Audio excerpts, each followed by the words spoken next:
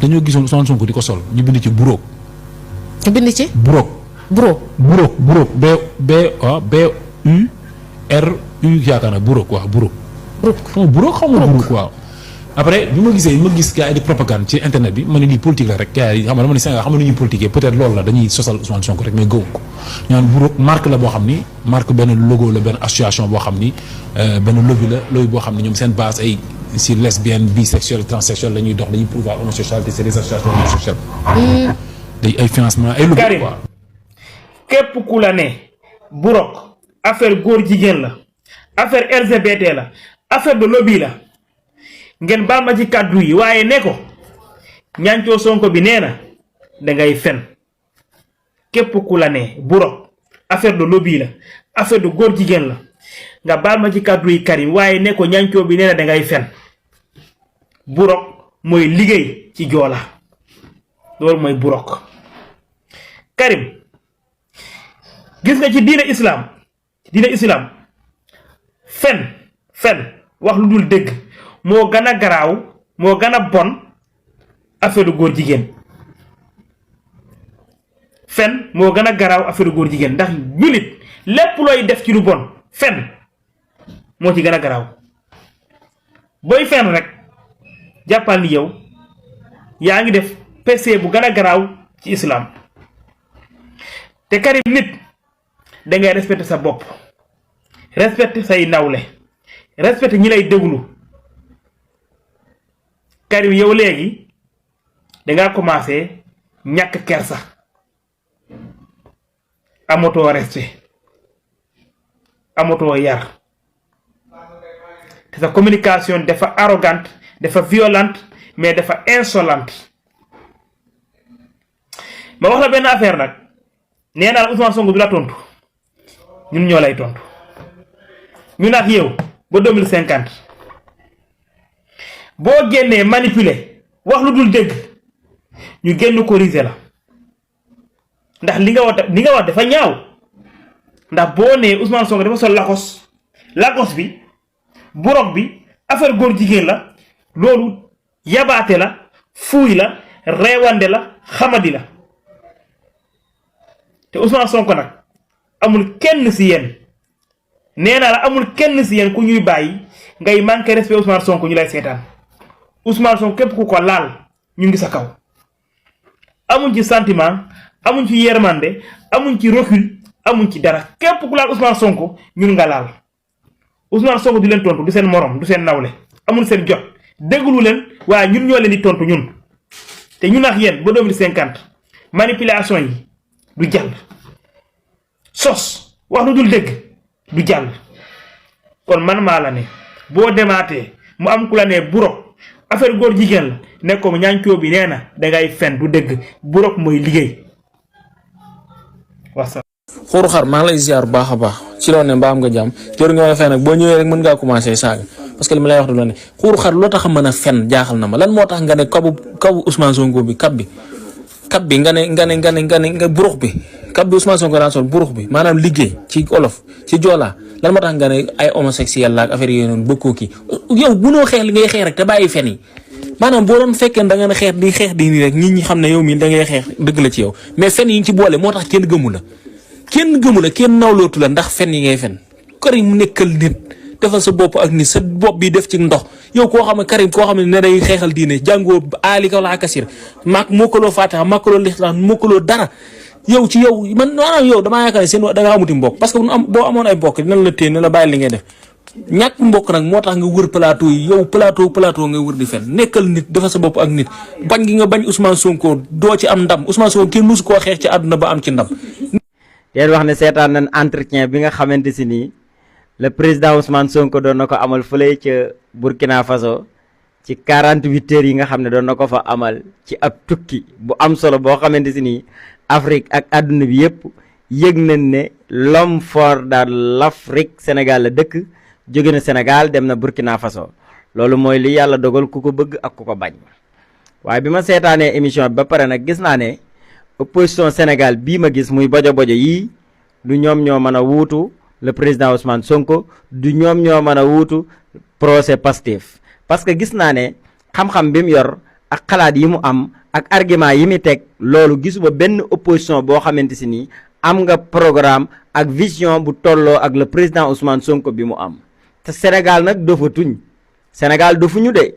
xam nañ ñi ni dénk seen réew le président Ousmane Sonko bi mu waxee ba pare képp koo xamante si ni da nga koo wateeloon wala nga toppoon ci ginnaaw wala nga doon jeune dëkk fii ci Afrique da ngaa am gën a am fierté ci combat bi nga xamante si nii yaa ngi ko doon mané. parce que le président Ousmane Sonko mooy nit koo xamante si nii lam la doon wax ci opposition bi bi mu ñëwee au pouvoir loolu la gëm ba léegi te loolu lay wax loolu mooy cohérent. buuru Maroc bi dafa recevoir waa AES ne leen léegi tijji na océan Atlantique bi pour waa AES ci côté maritime bi mën a liggéey ak waa Maroc à travers océan Atlantique bi pour Maroc di gagné chemin de fer Maroc Ouaga Maroc capitale Bamako ñu ci am xaalis di gagné mais Sonko dafa dem ca Ouagadougou xam na ne Sénégal téye na Mali ñun ñoo moom Mali ñu ngi ko dugal ci poche port de Dakar dafa dem ca Ouagadougou téye leen signé 20 accords waxuma la. loo ma sa def am na solo mais macha allah entretien bi surtout ñaari point man moo ma ci gën a marqué et sa position ci conflit bi am entre l'AES et la CEDEAO et son message pour la jeunesse africaine c'est très très très important ko seetaanul demal seetaani ko macha allah mat nga leader mat nga njiit réew mat nga imam bon xatraayu lay kulu naa jaajëfati Seydina Ousmane loo ma sa def am na solo. du noflaay du ay nelaw si fukki at ak ñaar yi naa jëluma congé ndax bëgg rek réew mi di dox dox bu gaaw. Macky boo lekkul pendant 20 ans boo naanul pendant 20 ans boo nelewul pendant 20 ans boo noppaluwul pendant 20 ans boo demul congé pendant 20 ans boo demul sabar pendant 20 ans boo demul tànn béer pendant 20 ans boo seetiwul sa maam pendant 20 ans Macky loolu taxul nga bëgg Sénégal Macky boo bëggoon Sénégal doo seetaan ay nit détourné ay milliards Sénégal te kenn topp leen kon bëggoo Sénégal Macky boo bëggoon Sénégal doo seetaan ay nit seddoo suufu Sénégal ay hectares ay nit jël ko aakimoo ko te mu am ay sénégalais yoo xam ne amuñu terrain bu ñuy dëkk kon bëggoo Sénégal bëggoo sénégalais yi Macky boo bëggoon Sénégal le 3 mars 2021 ay nit def complot contre Ousmane Sonko te mu leer la ni complot bi mun na taal Sénégal ay doomu Sénégal mun nañ ci dee nga munoon cee teg tànk nga leen arrêté leen ko teg leen ko ci suuf waaye defoo ko tu as préféré nga seetaan pour mën a éliminer Ousmane Sonko bu ay sénégalais ñàkk seen bakkan ci loolu si ñàkk fayda kon Macky bëggoo Sénégal Macky boo bëggoon Sénégal doo toog publiquement nga ne sénégalais yi am na ñoo xam ne seen ay dossier maa ko yor maa ci teg sama conco kenn du leen topp kon Macky bëggoo Sénégal Macky boo bëggoon Sénégal doo toog fii pendant 12 ans ay rapport épingle ay nit pendant 12 ans jàppoo ci kenn kon bëggoo Sénégal Macky boo bëggoon Sénégal corona bi ñëw nga confiner sénégalais yi kenn du kenn du dem kenn du dikk au même moment mu am ñoo xam ne ñu ngi doon détourner ay milliards Sénégal di ko aakimoo te toppoo ci kenn jàppoo ci kenn kon Macky bëggoo Sénégal Macky boo bëggoon Sénégal doo pousse ay élection kon Macky bëggoo Sénégal Macky boo bëggoon Sénégal doo dissoudre Pastef jàpp seen ay leader yépp tëj ci kaso bi kon Macky bëggoo Sénégal Macky boo bëggoon Sénégal doo seetaan bu ay 80 sénégalais ñàkk seen bakkan ci affaire yu ñàkk fayda kon Macky bëggoo Sénégal et cetera. Isa Sall gars yi ni ko kaay gisagoo leen dara Alaaji Tunkara astaghfirullah le temps est le meilleur juge Tunkara nga ne ñi yóbbu haute cour de justice dañ leen a bëgg a toroxal mais Tunkara ki tëju ci biroom xool li ñëpp bokk mu aaki moo ko moom njabootam moom moo bëgg a toroxalaat wala moom lañ bëgg a toroxal Tunkara président de la République bi waatoon ci constitution bi ne dinaa respecter et faire respecter les lois ñu jox ko rapport mu teg ci concom kooku moo ñu bëggoon naa toroxal wala kii ne nañ ko leeral moo ñu bëgg a toroxal kan la si ñoom ñaar Tunkara haute cour de justice ni muy doxee la mas di doxee de 12 ans yéen a ngi fi lu tax soppiwu ngeen ko Tunkara Seydina Ousmane viol ngeen ko ji ñoon foog naa ci borom kër moom bëgg a toroxal nit fa la tàmbalee fa la yam mais yàlla àndu si ngeen dem seen procès yéen ak seen aji yéen ak seen ay juge yéen ak seen ay procureur ak ay avocat aji ngeen wër ba sonn amu ngeen toq preuve ngeen ni comme condamnation mënul ñàkk nañ def corruption de la jeunesse boo foo nekkoon yaa ngi soog a xam torox ak sutura ak la ca des ban position nga amoon ci Tunkara kulu naa ministre ak kulu naa DG yi di wéy ji lu leen na xarit rek kulu naa bu mag baal li ko teg Macky Sall moo tegoon coom-coom ci dossier yi heure ba waroon na fekk mu àtte leen ci na mu bëgg parce que moom amoon na magistrat yu ko mën a defal li mu bëgg ana mu dawul tey ana njabootu boppam dawuñu Mansour mi fi desoon na ko si ne bëtt na frontière ba tey am na ci koo xam ne sax Nimzaat bi la ne woon day jaare ji bëgg jaar Mauritanie Cheikh Issa Sall gars yi ni ko kaay gisagoo leen dara benn ancien ministre wala peut-être benn DG wala benn chauffeur cautionné li nga xam ne moo di ay nangam de millions. léegi man loolu moo ma jaaxal quoi yow jëlaanoo mais yaakaar naa ne war ngaa mën a gëm yàlla boo xam ne tey instant toll nii war ngaa mën a taxaw ne joxe ma 100 francs bu yemoon ne ngeen ma tëj ci kaso mais injustement ngeen may tëjee mais defuma li ngeen may laaj du man soxlawu ma defu ko bu ngeen ma yóbbu ma mais 100 francs du ma ko génne. mais yow nga ne man jëluma sama daaj la daaj bi dañ maa takkal ak nangam sax te yow yéen a daaj yi yéen a def nii fu daaj demee ministre war faa dem parce que yéen a bokk li ngeen di liggéey fu daaj demoon di génnee xaalis yow yënga ci dara yow nga ne yow defoo ba pare wëlbati ko joxe caution c'est 57 millions da ngeen di caaxaan quoi barke alxuraan ke ci ay caaxaan yi képp ngeen nekk alalu Sénégal bi yéen a ko sàcc ba pare bu ñu waxee ngeen di toog di xulli ay bët di garaaw la nekkoon na tuuti. donc phase d'instruction bi aussi mu ngi wéy donc on verra bien yeneen passage yi nga xam ne yeneen ministres aussi dinañ ko def ku ci mel ni Mansour Faye ku ci mel ni Ismaïla Madior Fall ku ci mel ni Moustapha Diop nga xam ne jeudi prochain moom mooy jaar également ci boobu la commission peut-être on verra bien est-ce que ñoom aussi mais ñooñu koy laajte man ñooñu est-ce que bu ñu demee dina jibbiwaat Mouhamadou Mansour Faye Mouhamadou Mansour Faye yow moom xam naa ne boo demee doo ñëwaat yow moom li nga def yow xaw ma ci force Covid-19 la lay toppee xaw ma ci lan la lay toppee waaye dina doy waar de par kii sëriñ bu mag bi dina doy waar Mansour Faye rek mu ne ko Mansour Faye rek yaay la Sénégal ngay nekk di jëf say jëfi dof di wax sa waxi dof ñu ne la vous êtes pertinent vous êtes le meilleur chroniqueur jox la sax benn trophée ne la yaay meilleur chroniqueur 2025 te mois de février lañ la koy jox kat at mi des na 10 mois déjà loolu rek mooy wane ne wéroo nga kàddu koy langi at mu jeexagul moom yaakaar naa gagné at mi du mën a nekk sa yaay ak say papa mënatuñ jot si yow ku lu naay récupéré la def la nañ defoon aji ngay war di saaga rek te ñëpp dégg nañ wolof kat waaye vous êtes pertinent yaay saagakat bi yaa ngi ci ñaari mandat de dépôt d'abord en attendant yeneen yi di ñëwaat focus heure bi da waroon na fekk ngay dawal sabte mbaa woppuloo tarkal la gis naka carrément bañ a dem kaso la rek garde à vue dégg man garde à vue bañ a dem mandat de dépôt la rek parce que bu fekkee ne yow dañ dafa am lu ñu jiiñ loo xam ne dañ nekk carrément ne yow da nga cee laal wala da cee taqe wala ci sa sous sa magistère la woon sa ministère la woon tey instant mu toll nii tey woo nañ la nga war a dem lijjanti ju nga dem joxe fa 57 millions wala nga génne ay caution yoo xam ne pour bañ a tëdd kaso waaw man de bu ma deful moom kenn amul xaama ba mu génne la caution barki alxuraanu karim waaye ma ne nekkal ku xolal ëppal doole Sénégal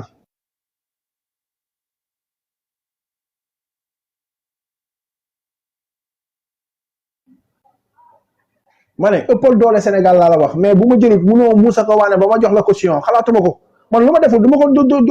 ma fa nekk naan caution kii ne di rien consent am na benn moment boo xam ne yow monsieur le yow madame la ministre xaw ma nuñ la koy waxee yow moment bi ngay toogee te exemple di jël ay millions di ko denc sa biir compte wala ay milliards di ko denc sa biir compte ça en ce moment là am na ñenn ñoo xam ñu ngi dëkk sa wetu koñ barki Seydina Mohamed amul luñ lekk amul luñ naan am na xale jigéen ñi xam mënuñoo faju parce que hôpitaux yi nekk amul matériel yow nga am pour nekk benn ministre nga war a denc ñaata millions léegi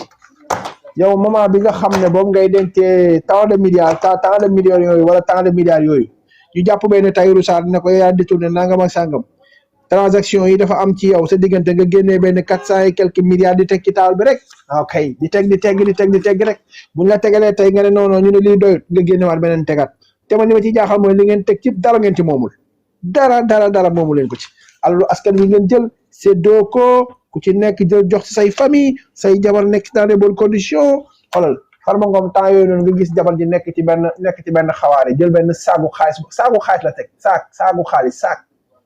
saag yi nga xam ne moom lay móodi yi des fois di def seen yenn bagage yi barki Seydina mu la duy xaalis ba mu fees laa la wax toog ci xew lii sa kalan na fas yéene baatare géwél yi wër ko géwél yi wër ko barki Seydina mu muy baatare très bien ça léegi nag sénégalais yi ngi koy baatare ndeysaan ils n'ont absolument rien compris moom il croit que ne carrément yow da nga am xaalis rek di ko am bu baax pour maye ko noonu dégate alalu askan wi la ñu jël def ko seeni compte di ko jaataay yumbe parce que xam nañ ne carrément xaalis boobu noonu ñoom mënuñ ci def dara xaalis boobu mën nañoo dund ba dee laa leen wax seeni doom dund ba dee te billahi wallahi xolal mën nañ koo bañ a sax utiliser bi gën a dee parce que bari na bari goo xam te instant mi toll nii ku ci nekk mën nga cee dund ba dee maa si law mën nga cee dund ba dee la léegi pendant ce temps am na ay sénégalais yoo xam ndeysaan sénégalais yooyu noonu ndeysaan ñoo la fal jox la nguur ne la liggéeyal boobu mën a wax liggéeyal ñu yéen ndekete li leen di wax liggéeyal ma yëpp ndekete yéen a ngi jël xaalis bi di ko séddoo seen biir di jël ay terrain wu sénégalais di jaay di sàcc di def lu leen saf après buñ paree nag buñ ko waxee ñi naan non gouvernement bi dañoo bon gouvernement bi dañuy jàpp nit ñi ay ku ma am ndey ku ma amul ndey la waaw c'est-à-dire pendant ce temps ñu topp benn azura bu saaga di ko wax yenn nii pendant ce temps am na ñenn ñoo xam ñu ngi sàcc alalu askan bi dóor ko seen i compte toog jàpp seen jàmbur seen i jaboot nekk dans les bonnes conditions am ñenn ñoo xam ne mënuñoo faju ñii mënuñoo lekk mënuñoo naan moo tax man lépp lu ñu leen jàpp rek ngeen di mag am nañ 65 ans bu ñu leen yóbbee kaso damay kontaan parce que alxuraanu karim soxoruma de sama xol bi bonul sama xol bon soxoruma gaa leen tapote ma fay laaj bi de tapote leen s'il vous plaît ñu yóbbu ko 200 000 laaj laa bëgg sans sax actuellement c'est le journal à la RTB dans le live il y a que des Sénégalais ah waaw lu sama yoon seen problème la Sénégalais ñoom fépp la ñuy dem buruxlu rek lañ mën ñoom fu leen kii nekk rek ñoom ña nga fa ma ne ko buruxlu Sénégalais dañuy buruxlu rek fépp la ñuy dugg fépp foo gëstu seen leen léegi ñu nekk dans les bonnes conditions jël alalu askan wi di ko séddale nit ñi nag jàpp ne que carrément ñoom li ñu leen defal noonu la quoi c'est bien or que ne que carrément yéen li ñu leen di jox noonu waay mais ne ma ñëw rek s'il vous plaît am lu ma xool nee leen ma rek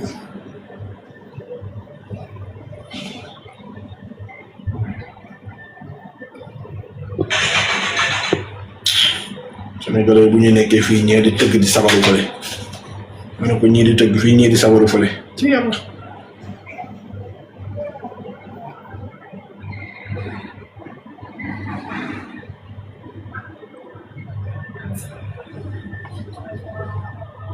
ok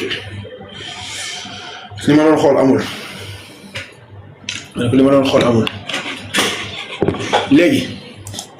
xaalis bi nga xam ne moom lañ doon jël di leen ko jox ma ne ko xaalis bi nga xam ne moom lañ doon jël di leen ko jox anamu léegi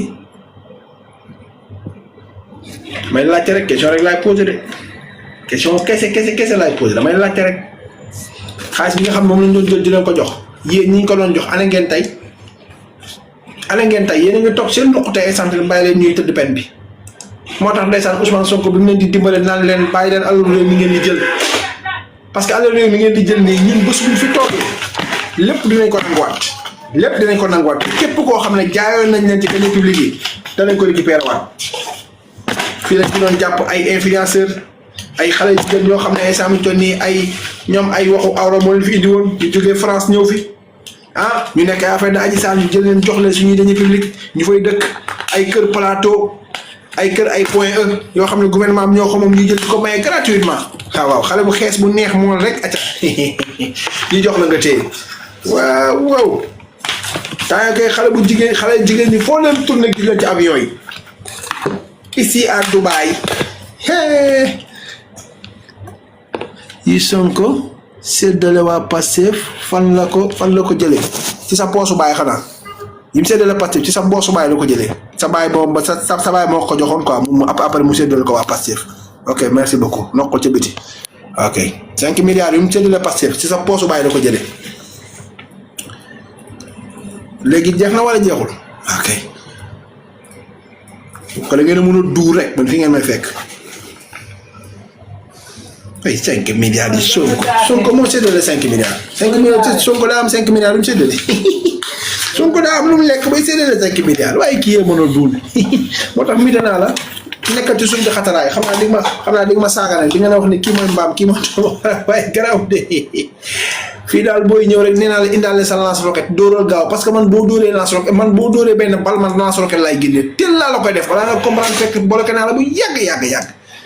bu yàgg fii benn undu du fi naanee ñeex ndànk rek fii moom kër dëmmuy la boo fi duggee rek boo fi duggalee sa bopp rek yaa ko yóbbee sa bopp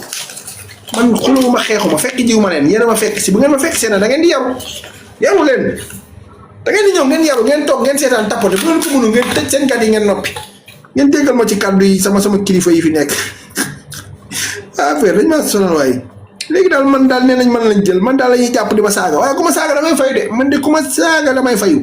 saagoo ma kenn nag waaye maa moom sama bopp ku ma saaga damay fayu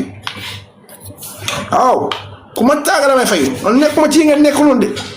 ay c'est-à-dire waa dara rien du tout damaa toog sama kër di waxtaan ak nit ñi ñëw leen ngeen waxtaan ak man ci njëkk mu leen waxtaan ci man ci njëkk jël say bagaan nga sexe anyway man méttuwul. Soyez fiers de vous les Sénégalais et soyez fiers de vous encore les patriotes les panafricains soyez fiers de vous soyez encore fiers de vous je vous aime je vous adore mes flots leneen li ma leen di bëgg a wax mooy discours Sonko bi par rapport ak accords yi maa ngi ñëw ci accords yi laa leen kër yi ngeen partage les accords Sonko def na révélation de taille nee na Sénégal a signé 20 accords avec Burkina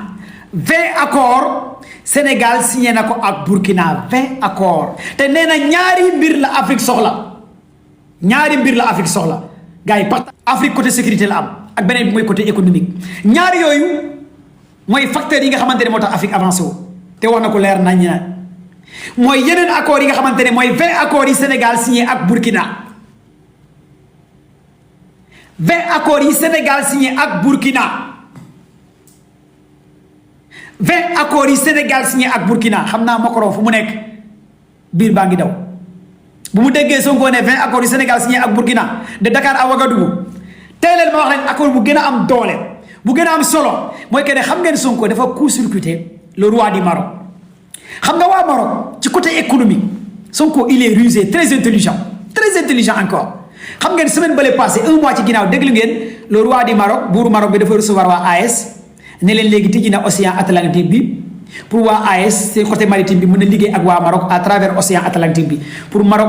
di gagner chemin de fer Maroc Ouaga Maroc capitale Bamako ñu ci am xaalis di gagner mais Sonko dafa dem ca Ouagadougou xam na ne Sénégal téye na Mali ñun ñoo moom Mali ñu ngi ko dugal si poche port de Dakar dafa dem ca Ouagadougou téye leen signé 20 accords waxuma la ak Sénégal ak Mali kese mais Sénégal léegi ak Ouaga autoroute comment dirais-je train de Dakar à Ouaga train de Dakar Bamako Bamako à Ouaga Ouaga à Niger Niamey Sonko pare na pour ces accords am nga xam ne directement à travers port de Dakar à travers océan Atlantique bi lépp lu Burkina soxla directement la ñuy ñëw fii nii ci li nga xamante ne mooy suñu port international bi kon loolu lan la mooy Sonko dafa court-circuité waa Maroc pour ne leen yéen waa Maroc ñu doon xaj ci AES man Ousmane Sonko dem naa jëli waa AES indi leen Dakar quel génie kon yéen ku am ku mel ni Sonko ak Diomaye nga amay nit ñu am cerveau amee nii xel mais doo leen xaj nga téye leen nga ñaanal leen yàlla man Commando Baye en tant que président mouvement fédérateur des patriotes du Sénégal et de la diaspora man Commando Baye ak képp koo xamante ne bokk na sama biir mouvement wallahi lazim Ousmane Sonko nañ ko ñaanal yàlla dañ ko ñaanal yàlla pour projet bi référencé l'an 2050 avancé heure bi nga xamante ne français yi américains yi ñu ngi jéem a ut ay accord Sonko dem ca Ouagadougou di xaj ci gars yi pour business ak ñoom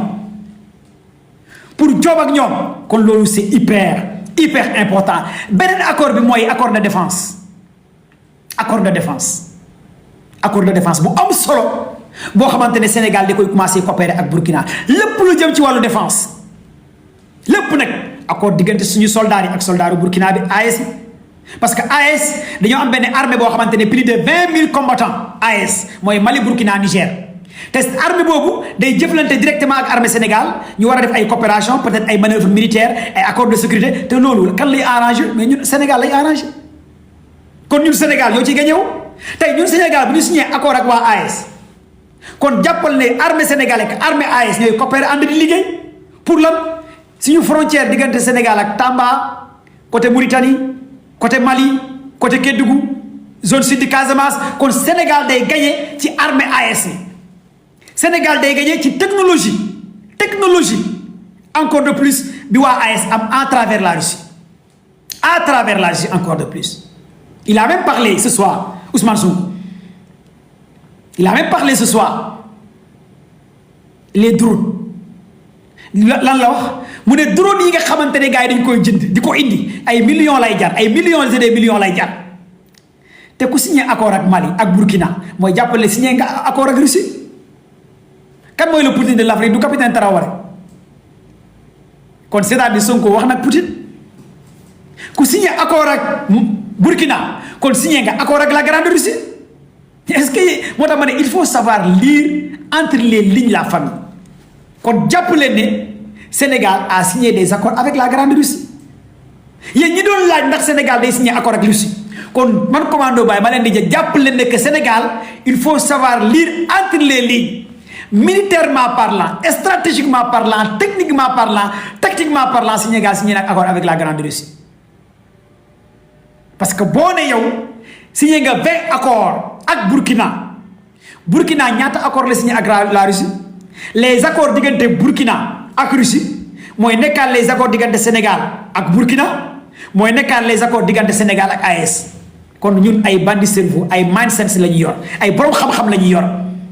ay ñoo xamante ne amul yuuxu même bu ñu ko demandé que base français yi mu ne à mi-juillet écoutez bien lan la Sonko wax te foofu nag il a bien répondu l'intelligemment la tontu te il est très intelligent encore de plus parce que bu ko journaliste ni posé question parce que foofu journaliste bi da ko bëggoon a dugal dafa foog ne bu ko posé Sonko day nekk di xas français yi Sonko xasul français yi de mais da leen a écrasé déggoo ma de waa ji da ko posé question ne ko base français yi yéen Sénégal ak France ko nan ngeen gisee relation yi et cetera bientôt xam nga base français yi fii Sonko xamal ko ne carrément jamono ji may wax ak yéen sax benn base français yi ñoom ñibbi nañ moo tax may wax xale jigéen ñi fii képp ku fi amoon far ci xonq nopp tubaab militaire sénégalais bu la takkul jàppal ni ñàkk nga parce que gars yi ñibbi nañ ku ci marié wul balaa mi-juillet dootoo marié xale jigéen sénégalais ku ci nobante woon ak benn Jean Luc wala benn Bernard soldat français ah xale jigéen sénégalais ku ci amoon amour takkul la marié woon jàppal ne moom mooy loolu fexe leen nag balaa ñoo ñu dem ngeen régler affaire yi gars yi dem nañ de ku ci tombé woon amour ak tubaab bi xonq nopp yi moom ñàkk nga fexe leen ngeen lijjanti ko balaa mi-juillet ñàkk nga de Sonko dàq na leen ak Bassirou Diomaye Faye dàq nañ leen nee na benn base bi moom dem nañ doomu Macron yi Mélenchon Cochon Locon Lichon Bolchon Bernachon ñoom ñëpp con yi dem nañ pour ngeen xam ko def na fi nag ay Julieton ay Oloton ay ñoocon ñooñu dañoo war a dem mi-juillet dañu war a ñibbi ñoom tamit te Sonko nee na mi-juillet li fi desoon ñooñu dañuy dem te ñooñu nag dem bu ñu war a dem taxut que Sénégal day continuer di coopérer avec la France les États-Unis les Anglais comme ni Sénégal di continuer di coopérer avec AES xam nga foofu il a été très intelligent foofu bu nekkoon ñun suñu genre yi nga xamante ne dañoo fëgg dañu nekk di xas la France mais saagawul de mais il a été très intelligent Ousmane Sonko parce que mbir mi du ay xaste xam nga nit ki mën naa laa dóor te sama loxo du la laal loolu la Sonko def ak gaay jamono ji Sonko ak Diomaye ñu ngi ñaf-ñafal bu baax Macron ñu ko dóor arrêt yu métti te waxuñ ko dara lii moo dal français yi xam nga poñe ni turuq di ko dóor yu métti di ko sox te amul kenn kuy àtte loolu lay Sénégal di def instant yi France maanaam de Sénégal day négocier ci kaw di dóor ci suuf Sonko bu génnee écran yi dal ko mu ne non avec la France nangam te yow nga ne yaa France nañ quitté lii moo am et c'est hyper important pour ngeen comprendre que ne les enjeux pour ngeen comprendre que ne mbir mi fii la toll et c'est très important encore de plus kon accord de défense accord économique accord de sécurité yi nga xamante ne Sénégal pare na ko pour signer ko ak li nga xamante ne mooy Burkina à travers AES mention spéciale à président Bassirou Diomaye Diakhar Faye ak Ousmane Sonko mu sell bi mention spéciale encore de plus très important encore parce que lépp day taxaw sur la volet sécurité de ce pays te day taxaw aussi ci li ñu doon xaar Sénégal ci AES parce que ñëpp Sénégal lañ doon xaar ñëpp Sénégal lañ doon xaar ñëpp nag amul kenn Sénégal lañ doon xaar te instant yi Sénégal tëjji na baal bi kon gars yi